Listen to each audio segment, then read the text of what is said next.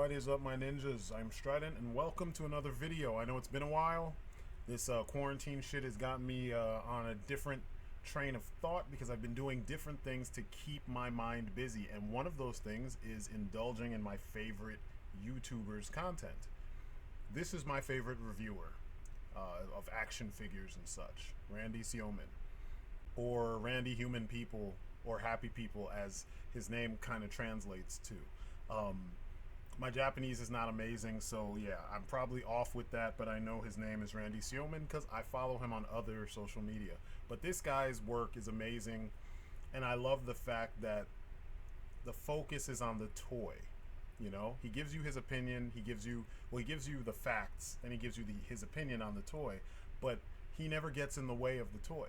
It's something that I strive to do. That's why you don't see my face so often, because it's about the toy. That's what we're here for. Seeing how he handles figures and everything from the box down to the actual details of the figure, it's such a happy thing for me because the love is there. The love is on the figures. I can't really stress enough how much fun it is to watch reviewers that enjoy what they're doing. You know, when you can see that they're having fun playing with the figure and just looking at the figure and just taking in the presentation of the figure in 3 dimensions, it's refreshing. There's a lot of bullshit on YouTube, and I mean that, like tons of corporate commercials for figures, and a good review is a commercial in and of itself, but it doesn't have to feel like it. A good review can just give you what you want to see. It can showcase the reviewer's skill, especially behind the camera. It can also showcase what kind of artistry that the company creating the figure or that created the figure brings to the table. So watching his reviews, it's almost like a car commercial, if there were no words, or if the words were text. You see the car, you see the lines, you see the shape, you see all the details on display so that you can partake in your appreciation of the car that's being showcased to you or being reviewed or whatever. So seeing his take on this stuff is very much like this. I mean, and there's other reviewers out there that do a similar thing where it's there's music and there's no words, or there's not a lot of focus on them, but there's a lot of them talking over everything, and it's a lot of opinion and not a lot of like facts, like what will you get when you open the package. I'm here to know what I'm gonna get when I open the package. I'm also here to see figures that, even if I'm into the company that makes the figures, I may not necessarily be into those figures. So to see how they stack up against what I know of that company is extremely important. And Randy puts that on display like a fucking champ. It's weird because, a lot of people, they watch reviews as soon as they drop in this kind of effort to be on top of who reviewed it first, and they act like if all these other things take precedence over the quality of the review. And it's why we get such crappy reviews on YouTube in general. A lot of the reviews are just objectively poorly done. They're done for the sake of speed, and they're not done for the enthusiast who wants to see what's out there. Will the next release from my favorite company be worth getting, or is it something that I'm already into? Because that's another thing. The way that the industry has been moving, the focus is on just getting new shit out there, and the way that the fans consume the new shit is that everybody jumps on whatever's new despite not being into it, not even knowing what the fuck it is. You're just like, oh, it's cool, let me get it. Let me, have it first and put it on a shelf, and it's going to spend the rest of its life on that shelf, until you sell it so that you can get whatever the new, hotness is next. And that part's frustrating because it shouldn't be like that. You know what I mean? It should be more about the love of the figure, and you can see that here. There is a serious love of the figure. Now, I mentioned all that stuff just to let you guys know how much I appreciate when I see the love of the figure on display. I'm not here for flavor of the month shit. That's never been my interest in action figures. My collection I'm sorry, your opinion does not sway my collection. The only times that people's opinions might even remotely sway my collection or my collecting habits is if they're letting me know that something I was planning on buying is poorly done, either in quality or engineering or whatever the case may be. That's the only time. Other than that, I don't care if it's not the new hotness. When I started collecting Kamen Riders, I had to deal with a lot of people with their comments about getting into the hobby late and how I'm screwed and I'm not going to find stuff. You should have started 10 years ago or some bullshit. And I'm like, really? I got the same thing with Joy Toy. And I'm like, fuck you. Instead of being an asshole about it, you should just share your knowledge. You know what I mean? Actually share the love of the line or the love of the hobby. Help out your fellow collectors. Randy includes details about, granted, a lot of times you're going to have to translate Japanese, but he does include details on the cost of the figure, which is something that you often don't see in a lot of reviews. For some reason, people like to hide the cost. It's a product that you buy in a store. Let us know how much it costs. Sometimes if he doesn't include the exact amount, he will let you know that the figure is now expensive, so it's going to be more because you can only get it on the secondary market, or that only a few places are selling whatever the figure may be. It's not often the case, but I have seen that with a couple of his Kamen Rider reviews. And things like that are helpful, because realistically, as adults with money that are purchasing a thing and something that we're supposed to derive some enjoyment from, we're going to want to know where we can get that thing. So, any help that you can give to let people know, like, this is going to be really expensive, this is really cheap, maybe you can find it here, maybe you can find it there, or just mention, the usual places, it helps, I've slowed down on that, and I probably should pick it back up, but, I've been struggling with doing reviews in the first place. So these are all things that, when I watch his reviews, it reminds me of things that I loved doing, things that I was interested in when I started collecting, and things that, I want to continue to do in my videos that I may not be doing. There was one point where I planned on doing a similar style of video where it's just the figure, no talking, just text and music. And then I just thought it would be boring, because for me it would be boring because I often have a lot of information that's contrary to what the popular belief might be or what the popular opinion might be. So, it's not for everybody, Granted, we all watch reviews and such, but it's not for everybody. But for me, a lot of times this is the amount of, I should say in every case, whether or not I want to buy the figure that's on display or not, he gives the right amount of information so that I understand what it is that I'm going to be in store for if I should decide to purchase the figure. His camera work is beautiful. It's simple, straightforward, very well done. It's not really lacking anything. The lighting is perfect. His focus is perfect. It's there's nothing that's lacking. You know what I mean? Nothing at all. And then he integrates his photography, a lot of which you will see on his Instagram, which I will have in the the doobly doo description mabob thingamabob. But yeah, you'll see images directly from his reviews in the photography that's showcased on Instagram, which is dope. It's showing you that what he does for the review is also how he does just like for fun to display his figures, and that makes me happy. That's how some people enjoy the figures. Again, though, which I will never come off of this, he opened the figure to take pictures so that he could put on display what's good and what's bad about the figure, right? Which means he's experiencing it, because action figures are an experience. Action is a verb. You can't do action if you never open the box and experience the action. You know what I mean? So all the excuses for keeping the figure in the box and hoarding all your boxes of figures, you guys, my reviews and this kind of review, in my opinion, is obviously not going to be for you. But I have a problem with that, because they want to be part of the conversation, but you never experience the thing, so you can't really tell us anything that we wouldn't already know from having owned it in the box and taken it out to experience what it's capable of. Randy does this. He puts it on display for everybody to see, and it's fun. It's so much fun to see.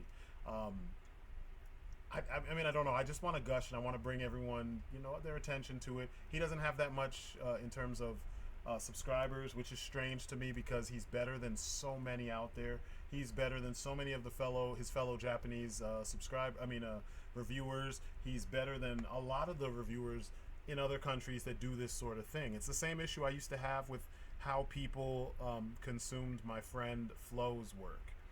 Berserk Flo had a dope channel.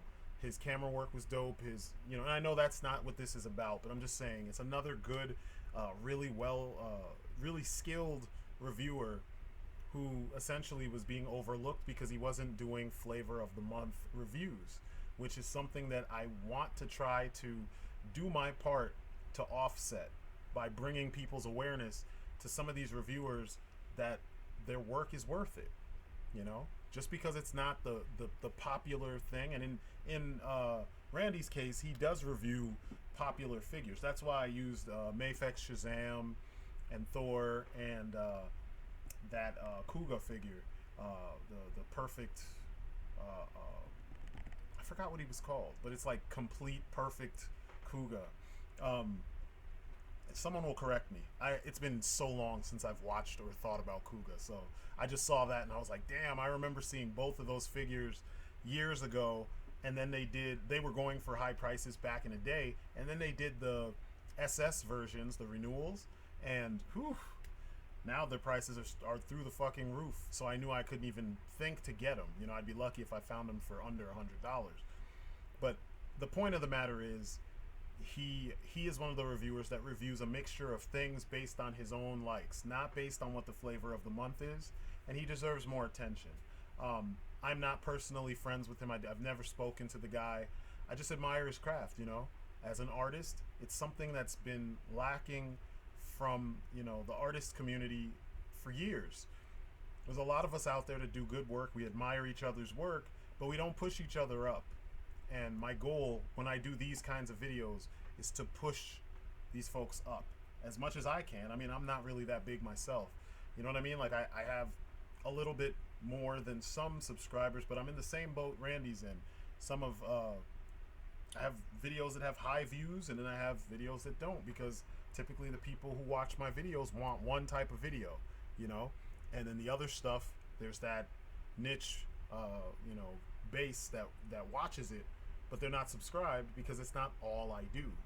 So it's kind of a rough patch or spot to be in, but I appreciate the hell out of what Randy does. It's just refreshing. I like the music in his videos.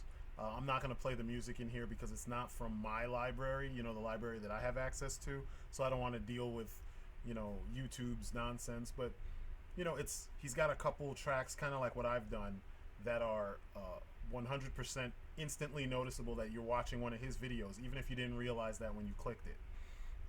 And then he has other, varying tunes that pop up in his videos depending on the type of character that's being put on display. It all works, I just love seeing the mixture of things on display, and I love seeing the his approach to reviewing. And I think that if you guys are even remotely interested in like Figuarts, Sentinel, Mafex, sometimes Figma, I think. Nah, he hasn't really done many Figmas. It's mostly Mafex and Figuarts with the occasional like something else thrown in. If you're into that kind of stuff, you'll dig what he does. I mean, his artwork is beautiful. His approach makes a lot of sense. It's very straightforward. You'll never be able to say after you finish watching one of his videos that you don't know what the figure is all about, because you feel like you've handled the figure yourself after you finish watching one of his videos, because he's so thorough in what he puts on display. He even makes figures that are kind of meh, like this Thor. That cape is like a sock, and he still made this look good. He still made it look like something you might want to get, especially with some of the areas that the Mafex is lacking in. But I mean, look at his photography though. It's so on point, and he does simple things and it sets off the figure, and I love it, you know. Now, if I was to, you know, give one criticism, and this is purely a preferential thing, it's not really even a criticism. It'd be the only thing I want to see is I would love to have seen his take on a lot of older figures and figures from because he may have started fairly recently, you know, like within the last 5 6 years, something like that, not necessarily the last 10 or 15 years, you know. But I would have loved to see his take on some older figures, you know. It would have been dope. It would have been nice to see, you know, how does he feel about older figure arts, you know, and Figmas, and compare like the Figma Kamen Rider Ryuki figures to the figure arts versions, you know what I mean? Things like that, because I've been on both sides of, you know, the equation when it comes to collecting, you know, these different import lines, you know. And so when I talk about the quality of some figures, I'm pulling from a kind of a bigger pool of knowledge when it comes to this, or experience when it comes to my criticisms. And what I find is that a lot of reviewers are not doing the same thing.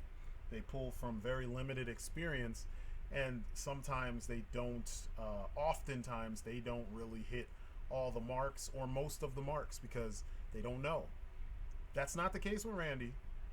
But you know, I would love to, maybe if I ever get a chance to sit down and talk with the dude, maybe that's what we'll talk about, is a lot of the old figures. I heard on Action Figure Addict 112's podcast, he had Zorpox the Destroyer, and you know, shout out to you guys, Zorpox, Allende, and Action Figure Addict 112. But Zorpox pointed out some things that I want to sit down and talk to him about. The same thing, you know. He talked about old figures and how he has an appreciation for where we started and where we've ended up in modern times. That's not the general consensus, and I love when I hear it, because it means that, you know, you really appreciate it. You sit down and you play with your toys. You know that, like, you can still do things with a figure that has 5 points of articulation. They don't always have to have 30. You might also know that if they have 30 points of articulation, it's kind of hard to play with them often and then, you know, still get the kind of posing options that you had when you take them out of the package.